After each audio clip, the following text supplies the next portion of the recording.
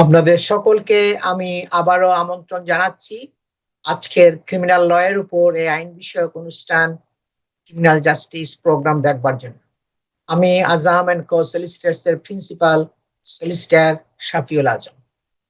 আপনারা দেখছেন জাজের ছবি এবং জাজ মার্ডার কেসের জন্য যে শাস্তি দিচ্ছিল এবং স্পিচটা দিচ্ছেন উনি শাস্তি দেওয়ার মানে সেন্টেন্স দেওয়ার আগে, এটাকে আমরা জাজের সেন্টেন্সিং রিমার্ক বলি, যেখানে সে বলছেন কি যে শিওর যে he is sure Gemma killed Chang over her withdrawal of the offer to pay for her house repairs. যেহেতু ওই বৃদ্ধ মহিলা চাং সে উইথড্র করেছিল তার 200,000 পাউন্ড দেওয়ার যে প্রতিশ্রুতি সেটা সে রাখতে পারে নাই, এই কারণেই তুমি তোমার ঘর রিপেয়ার করতে পারো নাই, ডিলাপিডেটেড হাউস, যার জন্য তুমি তাকে হত্যা করেছ তার সম্পদ উত্তরাধিকার হওয়ার জন্য। এবং জাজ আরো বলছে কি the messages that passed between the two of you showed she was very well aware of your problems with regards to the house and was proactive in attempting to help you. এই কথাগুলো জাজ বলছে। This culminated in her offering to give you 200,000 pound to spend on the house. সে তোমাকে বলছিল কি আমি 200,000 pound তোমাদেরকে দিব, কারণ সে জানতো তুমি একটা সমস্যার মধ্যে আছো। An offer, however, which she withdrew a few days before you killed her, which I am sure is what led you to what you did. এবং আমি নিশ্চিত যে এই কারণেই তুমি তাকে হত্যা করেছো, কারণ সে তার অফার যেটা দিয়েছিল সেটা উইথড্র করেছে। এবং জাজ মার্কস ক্যাসি কিংস কাউন্সিল আরো বলছে কি the killing was a murder for gain. তুমি অর্জনের জন্য, পয়সা পাওয়ার জন্য তুমি তাকে হত্যা করেছো এবং এটা তোমার জন্য আর কোনো বিকল্প নাই, তোমাকে লাইফ ইমপ্রিজনমেন্টেই তোমার একমাত্র মানে তোমার রাইট সেন্টেন্স। সে বলছে এটাই হলো রায়, তোমাকে যে রায় সারা জীবন যাবজ্জীবন কারাদণ্ড দেওয়া, এটাই হইলো জাজ বলছে কি তোমার জন্য right sentence. The prosecution said যে পুলিশের যে লয়ার ছিল তারা বলছে কি CCTV appeared to show Michelle struggling to carry the unwieldy suitcase because it contained a body. এবং সে খুব মানে সিসিটিভিতে দেখা যাচ্ছিল ওই মহিলা মিশেল সে খুব স্ট্রাগল করতেছিল, সংগ্রাম করতেছিল সুটকেসটা ক্যারি করতে, কারণ হলো কি ওই সুটকেসের মধ্যে তার ডেড বডিটাকে, তার মাথাটা কেড়ে তার বডিটা সুটকেসের মধ্যে ভর্তি করেছিল, যার জন্য এটা হেভি ছিল এবং সে ওইটা স্ট্রাগল করতেছিল ওই সুটকেসটা ক্যারি করতে। The suitcase was later found on the roof of a neighbor's shed. এবং পরে দেখা গেছে কি ওই সুটকেসটা একটা নেইবারের শেডের মধ্যে। Although no forensic evidence was recovered from the suitcase, Chang's DNA was identified on a blood-stained tea towel in a pocket. DNA এর মাধ্যমে এটা আপনার শেষ পর্যন্ত প্রমাণিত হয়েছে। Gemma Mitchell pictured with a suitcase carrying Chang's body. এবং তাকে দেখা গেছে তার সুটকেসে করে সে মানে তার বডিটাকে ক্যারি করছিল, নিয়ে যাচ্ছিল। Killer plotted crime after victim backed out of paying her home repairs. যেহেতু সে মানে পিছু পা দিয়েছিল, মানে আগাইয়া যায় নাই, সে পশ্চাৎ পা দিয়েছিল, সে তাকে প্রতিশ্রুতি যেটা দিয়েছিল পয়সাটা দেয় নাই বলেই তাকে হত্যা করেছিল। The prosecution claimed Gemma planned to murder the vulnerable divorcee Chang and fake her will to inherit the bulk of her estate worth more than 700,000 pounds. এটা আপনারা শুনছেন জাজের স্পিচের মধ্যেও, সে তার সম্পদগুলোর উত্তরাধিকারী হওয়ার জন্য তার উইল যেটা ছিল সেটাকে সে নকল করেছিল এবং সে এইগুলো মানে তার মানে নকল উইল মানে ফলস আপনার উইল ফেক একটা উইল সে করেছিল সে যেন ইনহেরিট করে তার estate.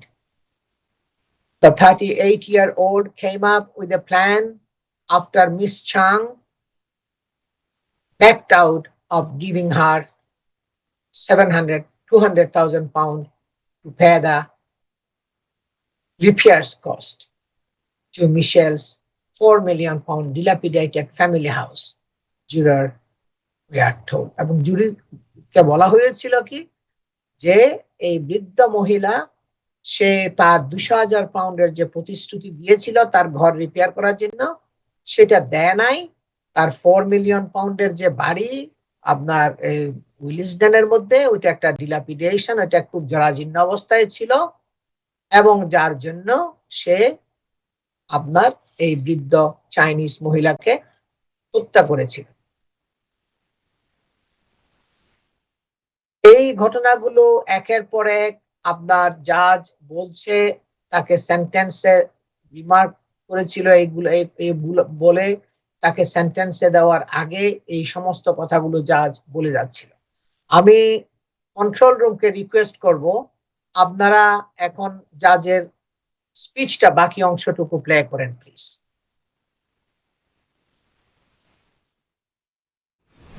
It was not found until a number of days later, some 10 metres away from the body, further down the hill beneath some undergrowth. Because of the extent of decomposition of the body, the pathologist who carried out the autopsy was unable to ascertain the cause of death. But what was found was that she had suffered a comminuted fracture to the skull, as well as multiple rib fractures. As part of your degree, you were taught anatomy, and you included on your website, which advertised your services as an osteopath, the fact that you had experience in the dissection of human bodies. That no doubt stood you in good stead when you cut off Deborah's head, although why you chose to do that remains a mystery. Following your arrest on the 6th of July, amongst the items found by the police at your home was a will which purported to be that of Deborah and to leave 95% of her assets to you and the remaining 5% to your mother. That will was fake.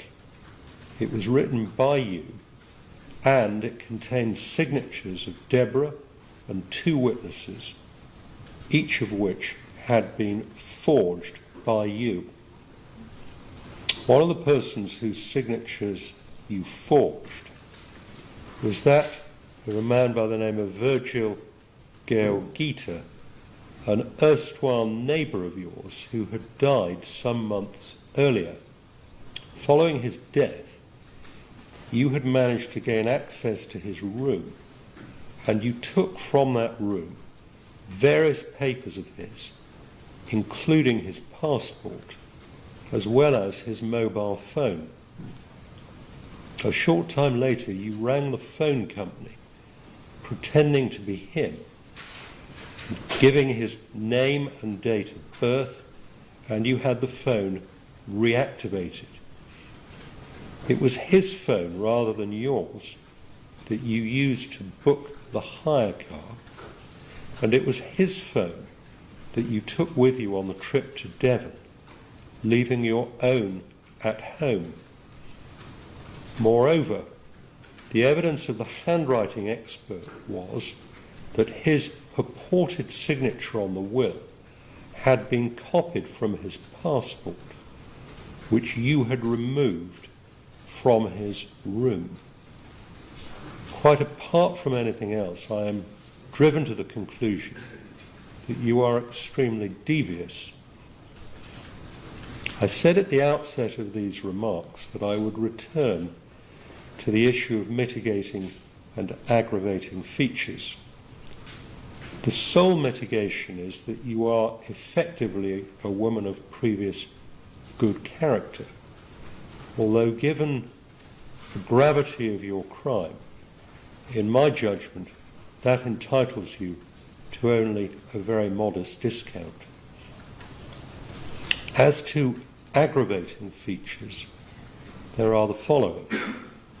Firstly, the amount of planning and premeditation that went into this offence, although it is right to acknowledge that this is bound to be an invariable feature of a killing done for gain, and I must avoid double counting in that regard.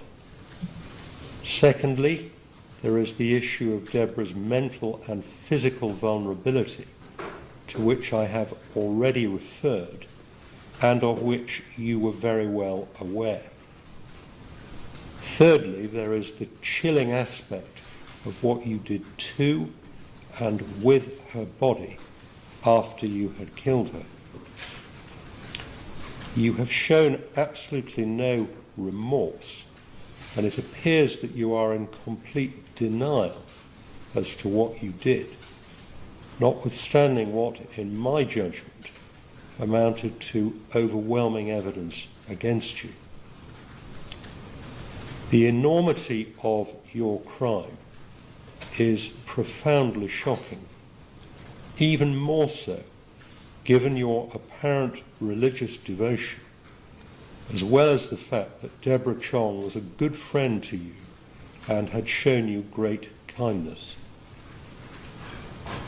The sentence of the court is one of life imprisonment, and the minimum term of imprisonment that you will in any event be required to serve will be 34 years. There will be deducted from that term the 475 days that you have spent in custody on remand, and the statutory surcharge will apply. Would you please take the defendant downstairs? That you went to her house that morning with that intention in mind. 2 weeks later, you hired a car for a period of only 24 hours.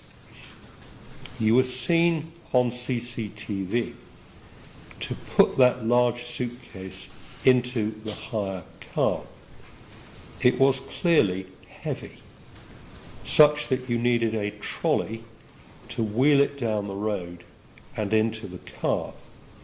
That is because it contained Deborah's body. You then drove down to Devon, where you clearly planned to dump her body, but your plans went awry when you had a puncture which had to be attended to by the AA.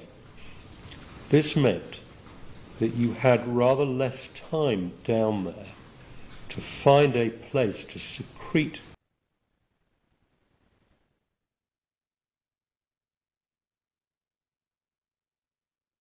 দর্শক, এখানে জাজের স্পিচটা শেষ হয়েছে।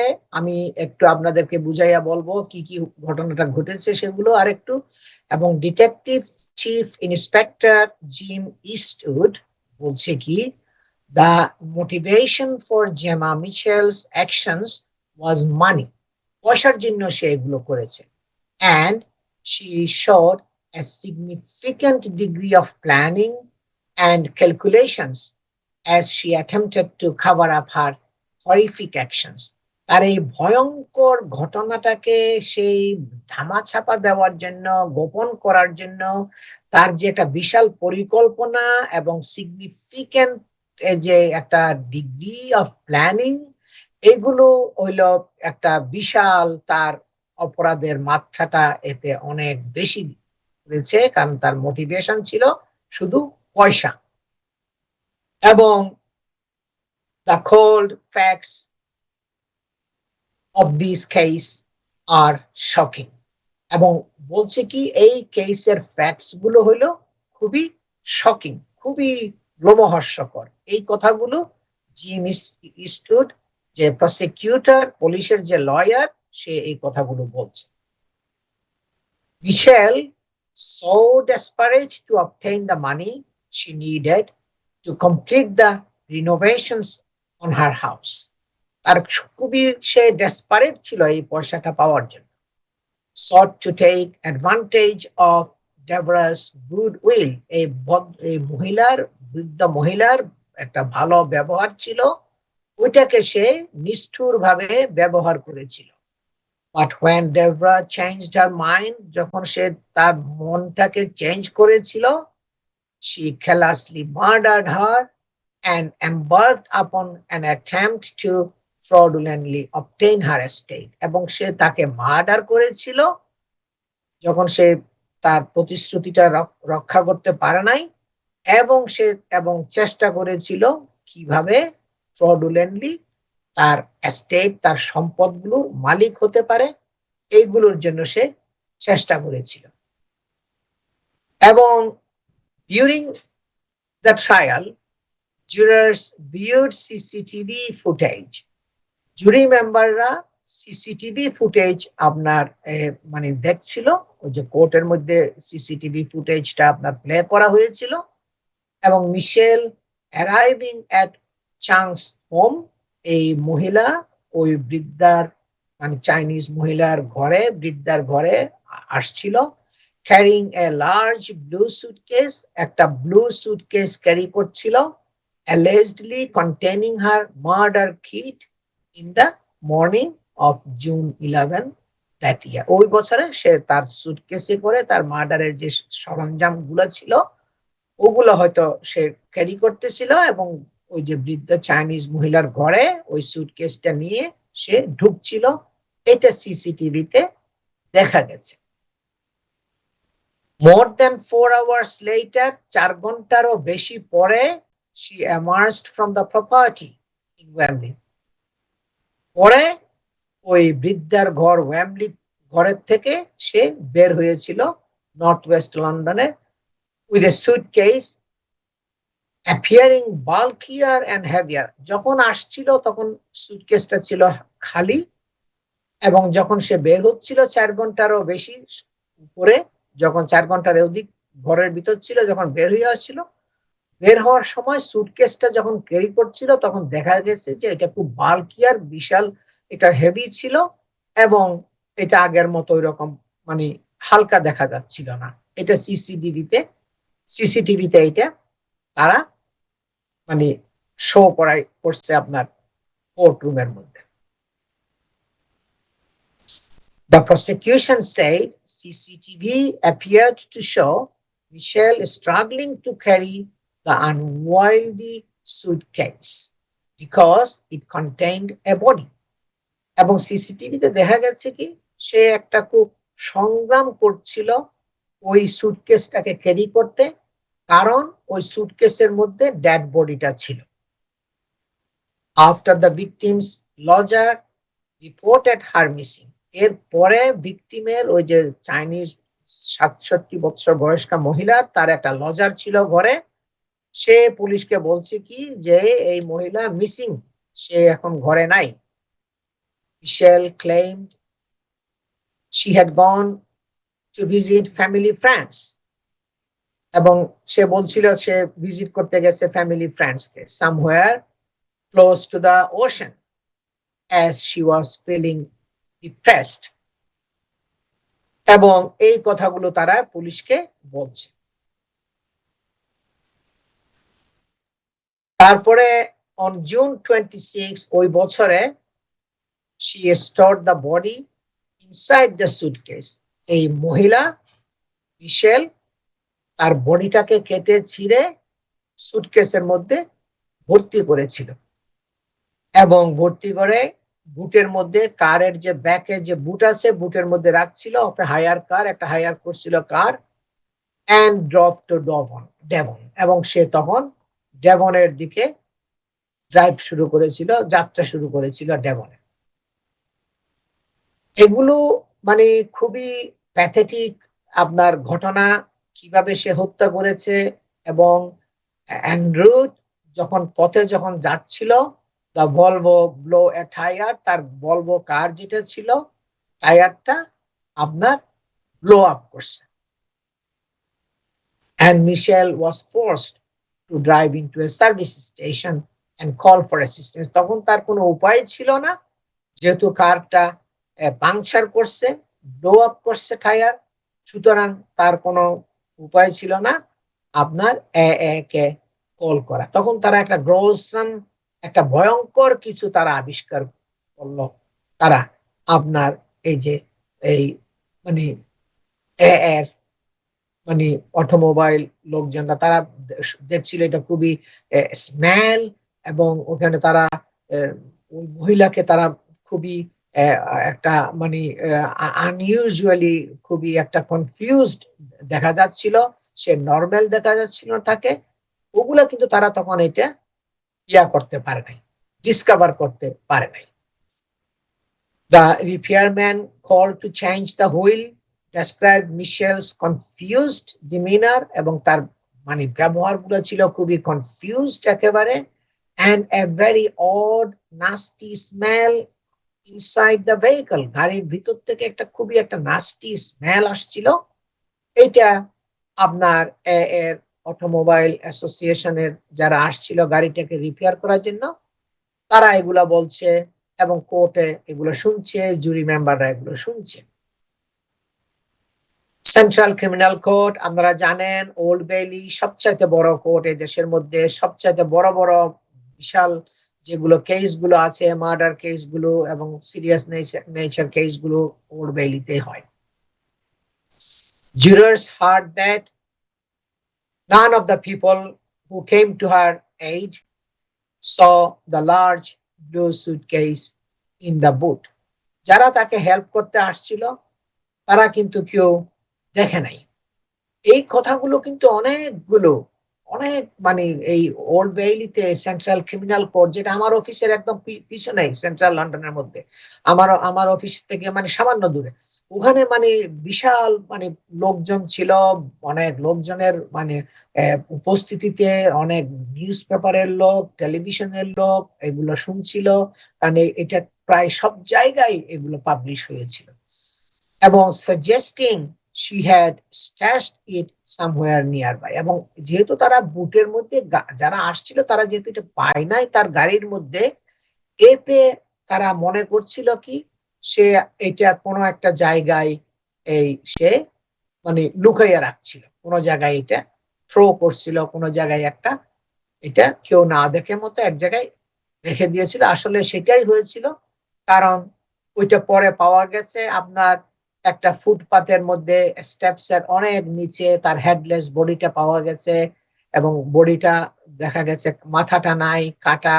যারা holiday করতে গেছে ওইটা তারা আবিষ্কার করছে এবং তারা পুলিশ কল করছে, এবং ওর পরে আপনার আরো একদিন বা কয়েকদিন পরেই আপনার পুলিশে তার মাথাটা হেডলেস বডির থেকে মাথাটা যে বিচ্ছিন্ন করেছিল সেটা উডল্যান্ডের থেকে তারা মাথাটা আপনার আপনার ফাইন্ড আউট করছিল, সেটাও তারা পরে পাইছে সেটা। এবং ওখানে সব পুলিশ কর্ডন করেছিল, বিশাল একটা ইনভেস্টিগেশন সার্চিং করা শুরু হয়েছিল, এবং সমস্ত সার্চিং এর পরে তারা সবকিছু আপনার মানে তার বডিটাও পাওয়া গেছে, তার হেডলেস যে তার বডি থেকে যে মাথাটা বিচ্ছিন্ন করেছিল সেই মাথাটাও পাওয়া গেছে, এবং according to the prosecution Chang's headless body was found by holiday maker. যারা ডেভনের মধ্যে তো সবাই হলিডে করতে যায়, যারা বিচের মধ্যে যায়, অনেক বড় বিচ আছে আপনারা হয়তো শুনছেন, ডেভনটা খুবই সমুদ্র সৈকত, ওখানে যে যারা মানে মানে বিচের মধ্যে যারা গেছে তারা যখন তারা ঘর থেকে ওখান থেকে বিচ থেকে ফেরার পথে তারা মানে হলিডে কটেজের মধ্যে যখন তারা ফিরছিল তখন তারা ওই তার বডিটা তারা দেখছে, এবং দেখার পরে পুলিশ ডাকছে, এবং ফুটপাতের মধ্যে আপনার স্যালকামওয়ে ওইটা পাওয়ার পরে আপনার পুলিশ সেখানে কর্ডন করছে, এবং কর্ডন করার পরে সবগুলো বের করছে। মার্ডার কেসগুলো খুবই বিশাল, অনেকদিন ধরে এইটা কেসটা আপনার হয়েছে ক্রাউন কোর্টের মধ্যে, ওল্ড বেইলির মধ্যে, যেখানে আপনার এই খুব হাই প্রোফাইল কেসগুলো হয়। আপনারা শুনছেন যে আরো অনেকগুলো মার্ডার কেসের কথা আমি এই টেলিভিশনের মধ্যে বলছি, এবং এই কোর্টটা কিন্তু আমি প্রায় সময়ে ভিজিট করি, কারণ আমার শুধু কেসের জন্য আমি যাই না, তাছাড়া আমি অনেক সময় কোর্টের মধ্যে যাই, যেহেতু আমার অফিস থেকে একেবারে কাছে, একেবারে ওয়াকিং ডিস্টেন্সের মধ্যে আছে। সুতরাং আমি যাই ওখানে, যাওয়ার পরে আমি যখন কেসগুলো হয় আমি এগুলো শুনি, জাজের যে সেন্টেন্সিং রিমার্ক গুলো দেয় সেগুলো আমি তখন ওখানে প্রায় সময়গুলো আমি অ্যাটেন্ড করি এবং এগুলো শোনার জন্য চেষ্টা করি, কারণ আমাদেরও তো আপ টু ডেট থাকতে হয়, মানে লেটেস্ট কেস ল গুলো জানতে হয়, সবগুলো বুঝতে হয়। যার জন্য আমি প্রায় সময় ওখানে অ্যাটেন্ড করি এগুলা জাজে। আমাকে এখানে শেষ করতে হচ্ছে আজকের প্রোগ্রামটা। আপনারা কাল আবার সকালে এনটিভিতে আবার 9:30 থেকে 11টা পর্যন্ত আবার রিপিট দেখানো হবে। তাছাড়া এনটিভি ইউরোপের ফেসবুক, ইউটিউব, টুইটারের মধ্যেও ক্রিমিনাল জাস্টিস নাম দিয়ে যদি সার্চ করেন, সলিসিটর শফিউল আজম নাম দিয়ে সার্চ করেন, তাহলে আপনারা প্রোগ্রামের লিংক পাবেন। তাছাড়া solicitor Shafiul Azam, Azam and co solicitors এই নাম দিয়ে গুগল সার্চের মধ্যে গেলে তখন আপনারা প্রোগ্রামের লিংক পাবেন। সবাই ভালো থাকুন, সুস্থ থাকুন, এবং সকলের প্রতি আমার শুভকামনা থাকলো। আসসালামু আলাইকুম।